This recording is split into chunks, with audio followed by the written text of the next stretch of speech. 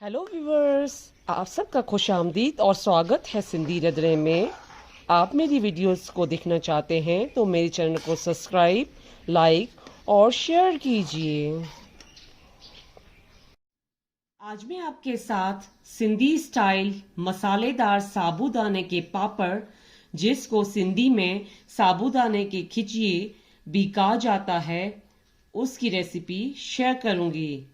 ये खिचिए सिंध में, गांव में अक्सर औरतें अपने घरों में बनाती हैं और ये साबूदाने के खिचिए फास्ट वगैरह में भी आप इस्तेमाल कर सकते हैं खाने के लिए। अब ये मैं साबूदाने की खिचिए बनाने का तरीका आपके साथ शेयर कर रही हूँ। ये मैंने 1 कप साबूदाना लिया है और इस साबूदाना को 6 से 8 घंटे पानी में भिगो के रखना है। और ये मैंने साबूदाने के जो दाने थे वो 6 से 8 घंटे पानी में भिगो के रख दिए थे। तो अब ये अच्छे से सोख हो चुके हैं और अब हम साबूदाने के पापड़ बनाना स्टार्ट करते हैं। अगर आपके पास मेजरिंग कप नहीं है तो आप किसी कप का या किसी बाउल का लेके साबूदाना एक बाउल डाल के या 1 कप डालेंगे तो उसी से ही मेजरिंग से आप इसमें 5 से 6 कप या बाउल पानी के इसमें डालेंगे कढ़ाई में। तो मैं अब इसमें 5 से 6 कप पानी के डालूंगी। अब मैंने इसमें ये 1 कप डाला है और स्लो स्लो करते मैं इसमें 5 कप और डालूंगी। और साबूदाना भिगोने के टाइम पे पहले आपको 3-4 पानी में अच्छे से वॉश करना है, फिर उसको आपको सोक करना है। और सोक करने के बाद जब हो जाए तो तब भी आप 2-3 दफ़ा पानी में अच्छे से वॉश कीजिएगा। अब ये पानी स्लो स्लो गर्म हो रहा है। अब ये पानी हाफ बॉयल हो चुका है तो मैं इसमें अब ये साबूदाने शामिल कर रही हूँ। और अब स्लो स्लो आपको इसमें चम्मच घुमाते रहना है क्योंकि ये साबूदाने नीचे जो है वो लगने नहीं चाहिए। अब मैं इसमें नमक शामिल कर रही हूँ एज पर टेस्ट।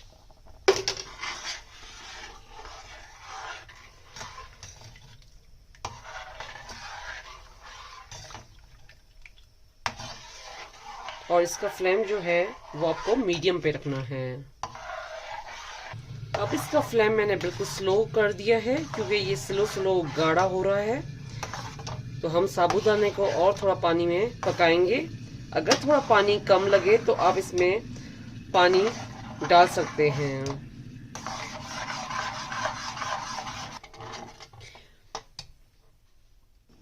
अभी मैं पानी में साबूदाने को पका रही हूँ और इसका फ्लेम जो है आपको स्लो पे रखना है। स्लो स्लो पे ये जो है साबूदाने अच्छे से मेल्ट हो जाएंगे और ये जो है साबूदाने के जो खिचिए हैं या पापड़ हैं वो बहुत अच्छे बनेंगे। अब ये देखिए स्लो स्लो पानी में साबूदाने हैं वो पक रहे हैं। अब ये देखिए स्लो स्लोली ये जो है ट्रांसपेरेंट हो रहा है और ये जो है साबूदाने भी अच्छे से मेल्ट हो चुके हैं। अगर आप इसको ब्लेंड करना चाहें तो ब्लेंड भी कर सकते हैं। अगर हैंड ब्लेंडर से भी आप ब्लेंड करना चाहें तो उससे भी ब्लेंड कर सकते हैं, जिससे साबूदाना बिल्कुल जो है वो मेल्ट हो गए। अब ये रेडी हो चुका है साबूदाने का पापड़ जो है। अब इसको हम थोड़ा सा ठंडा करेंगे क्योंकि जब हम इसके पॉलीथीन के ऊपर इसको डालेंगे तो वो पॉलीथीन गर्म में जल जाएगी। तो हम थोड़ी देर के बाद इसको पॉलीथीन के ऊपर डालेंगे। अब इसमें हम जीरा डाल रहे हैं 2 टेबल स्पून और उसको हम अच्छे से इसमें मिक्स करेंगे। ये जीरा जो है वो अच्छे से इसमें मिक्स होना चाहिए। अगर आप अजवाइन डालना चाहें तो वो भी डाल सकते हैं, ऑप्शनल है। अगर जीरा भी डालना चाहें तो डालें, नहीं डालना चाहें तो वो आपकी चॉइस के ऊपर है। और उसके बाद हम इसमें क्रश किया हुआ काली मिर्च डाल रहे हैं उसको भी हमें इसमें अच्छे से मिक्स करना है। बाद हम इसमें हरा धनिया डालेंगे फ्रेश, और हरी मिर्चें डालेंगे चॉप की हुई। इसको फिर हम इसमें अच्छे से मिक्स करेंगे।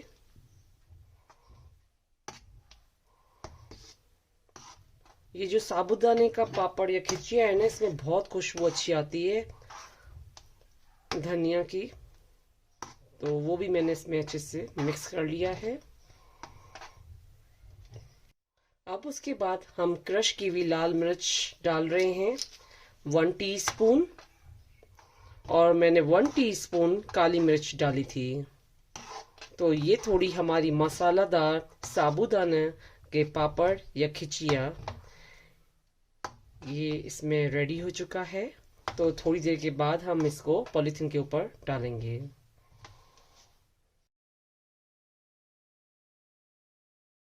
अब ये जो है वो हल्का ठंडा हो चुका है, और देखें ये स्लोली गाढ़ा भी हो गया है।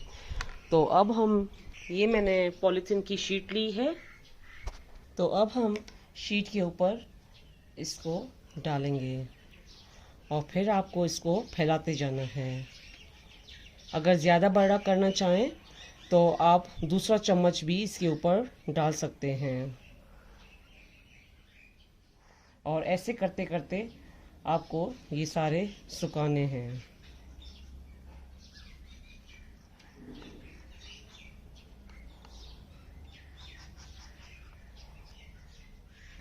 अब ये देखिए मैंने साबूदाने के जो पापड़ हैं वो सारे इसमें पॉलीथीन के ऊपर डाल दिए हैं, और इसको मैंने, अब घाम भी अच्छे से आ रही है तो ये स्लोली घाम में सूखेंगे।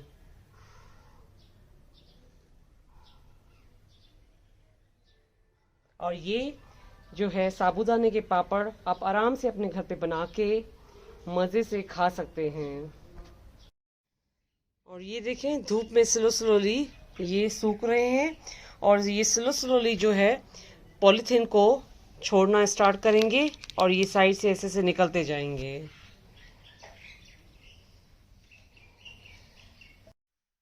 ये साबूदाने के पापड़ या मसालेदार साबूदाने के खिचिए रेडी हो चुके हैं। ये कम्प्लीटली सूख चुके हैं। तो अब हम इसको फ्राई करेंगे। अब ये मैंने एक कढ़ाई में ऑयल लिया था, ऑयल गर्म हो चुका है। तो अब हम पहले इसको फ्राई करने के लिए डालेंगे।